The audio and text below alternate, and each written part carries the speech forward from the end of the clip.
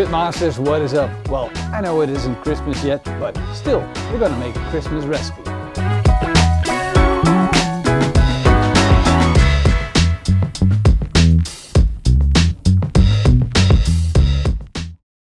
In Germany and the eastern part of the Netherlands, it's tradition to make a roasted goose for Christmas. And I thought, since we have this beautiful grill, we got our spit roast right here, what better thing to do is than roast the goose, right? This is going to be our second cook on the Napoleon 605 CS. And in Dutch, I think this grill is vet gaaf. It's freaking awesome. At first I thought, well, it's a grill, charcoal grill that looks like a gas grill. That doesn't make any sense. But now it really makes sense to me, and I'm really excited about this cook and what we're going to do to it. So why do I get so excited about this grill? Well, look at the amount of surface that we have, which basically means flexibility. You don't want intense heat on your goose because that's gonna render out that fat and the fat's gonna burn. We want that charcoal to be out of the way. We do want heat, but we want indirect heat. We want radiation heat. So what we're looking for is a slow radiation heat that's going to crispen up that skin, that's going to melt the fat, that's going to create insane flavors. And this grill is going to provide it for us. And that's why we're already doing a Christmas recipe. Let's get started. I'll put some charcoal in our chimney starter. We're going to light it up. And while our charcoal is starting up, we can already start preparing some of our ingredients. We'll take the zest of 1 orange, the zest of a lemon, and the zest of 1 lime. We're also going to put in 1 tablespoon of 5-spice powder, 1 tablespoon of salt, and of course some fresh ground pepper. We'll mix that up and it's ready to go. Now our charcoal is fully lit up and we're going to spread it out over the grill, except for the part where we want our goose to be. Now this is the activity that makes all the difference. We're massaging that duck, making sure that it's feeling comfortable. Are you okay, Donald? Just kidding. Now if we look at a goose before we put it on our spit, then we see it's got these floppy bits called wings, and basically we don't need those. Look, they don't really add anything. And I just want to take these off, and I'm going to take them off all the way. The reason why we are taking these off is that they're floppy, they're in the way, and the only thing that will happen to them if we put them on the grill is they burn. There are a lot of things that come with a product like this, and these are the kidneys, and we want to take those out, the liver. We're taking those out, we're not going to use them in our recipe. Of course you can if you want to. Maybe we'll save them for later and grill them up as they are. So are the kidneys of the duck, of the goose, always in plastic? Like this? What they do when they butcher the goose is they take out the stuff that you might want to use for like a stew or for soup or for just roasting, or they consider the delicacy. And that's why they take it out, they butcher it for you, and then they put it in a little plastic bag, put it back in. That makes for easy packaging, but of course they don't. They're not born like that? They're not born like that, Marcel. Now here's one important step that we're going to take.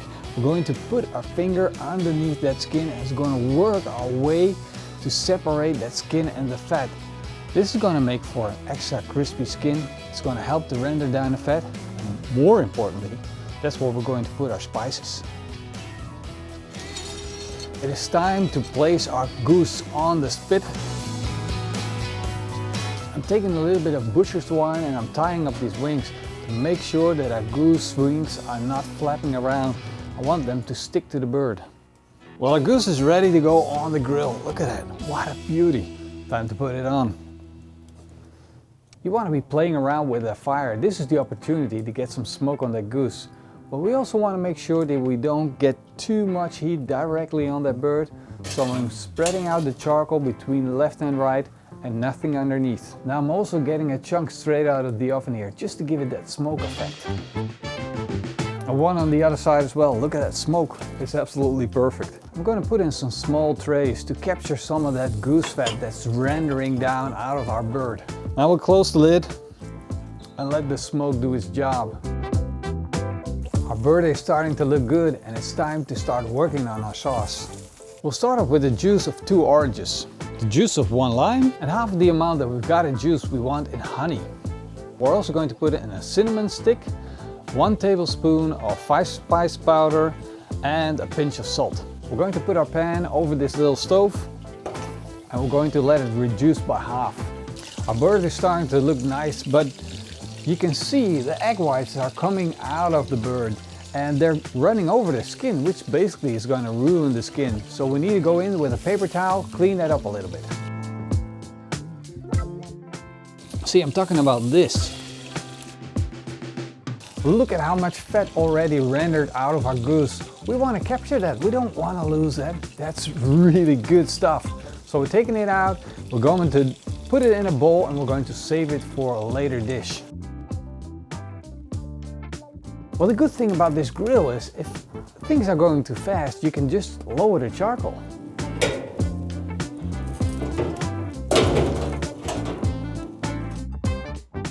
Let's take a look at our goose. Oh yeah, look at that.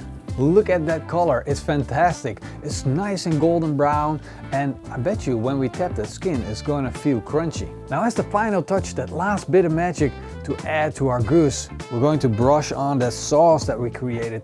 It's reduced a little bit more than half, I would say, well, to the point where it started caramelizing and the flavor is just insane. Give it a little bit of time to caramelize onto the goose. It looks absolutely stunning. I'm taking off the bird. There we go. And I'm placing it on the board. Let it cool down. I'm loosely gonna apply a little bit of tin foil just to make sure that it rests without cooling down too much. The bird looks absolutely gorgeous. And look at that color. Wouldn't you want that on your table for your family and friends during the holiday season? Presenting something beautiful like this is a sign of love and appreciation. But without further ado, let's slice into it.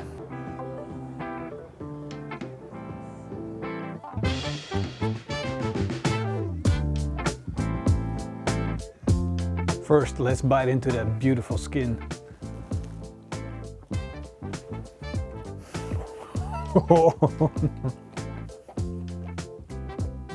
That is a flavor explosion because all these herbs were underneath the skin and then we put some more on top. It's like, wow, that is real Christmas flavor. The orange and cinnamon, absolutely fantastic. Look at that, beautiful. Now let's do that final taste test. I'm so excited about this.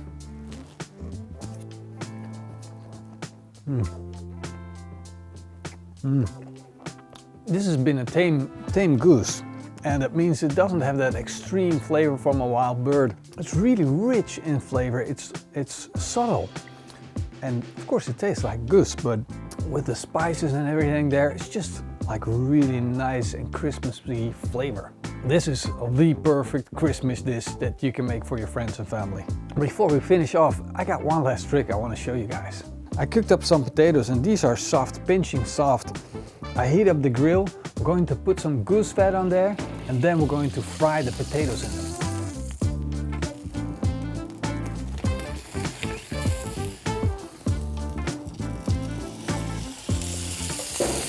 A little bit of pepper, a little bit of salt.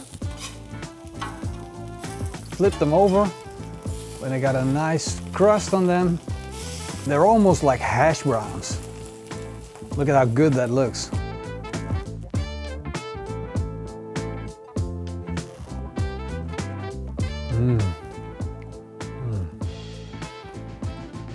That is so easy to make. If you pre-cook your potatoes, this is literally done in 30 seconds or so. Nice and crunchy on the outside, soft on the inside and full of flavor. A perfect addition to your Christmas meal. Just a little trick there. I hope you guys enjoyed it, and if you did, leave me a big thumbs up and a comment down below. I want to say a big thank you to everyone that's supporting our channel through Patreon or right here on YouTube by being a member. If you want to find out more about that, go down below to the video description. And hey, while you're at it, check the link where you can help translate my videos into other languages. That's very much appreciated. See you guys in the next video, and in the meantime, eat smakelijk and keep on grilling.